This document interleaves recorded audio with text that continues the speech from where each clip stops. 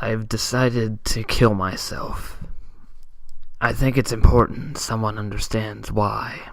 So I'm making this video before I blow my head off.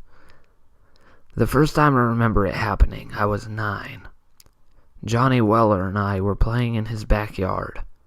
The sun was settling over his back fence, warm oranges and reds shining through the bone-white slats like a creamsicle against the pearly white teeth. Johnny was the cowboy and I was the dirty redskin stealing his horse. We ran around the swing set, him laughing, me whooping and threatening to scalp him. When he tripped, I ran to where he lay in the dirt, scooping up a handful of air, pointing my finger at his nose, and proclaimed, "I got your gun now." Bang!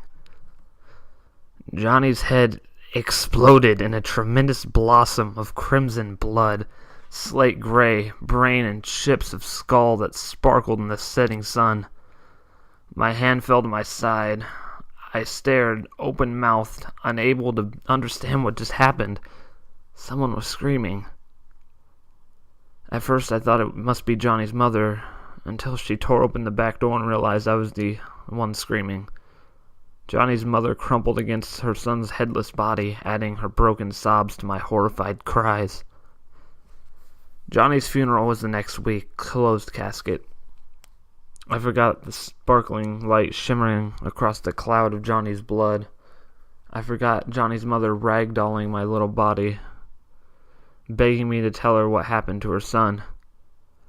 I forgot the sheriff telling my mother Johnny was hit by a falling bullet, the one of 26 cases each year. I forgot my father's quiet talks with my mother about how they never found the round that splattered Johnny's smile across the grass. I adjusted. I coped. I forgot.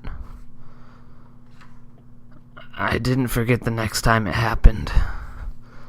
I never played cowboys and Indians again. In fact, I can't remember a single instance of any shooting game played by little boys anywhere in my childhood.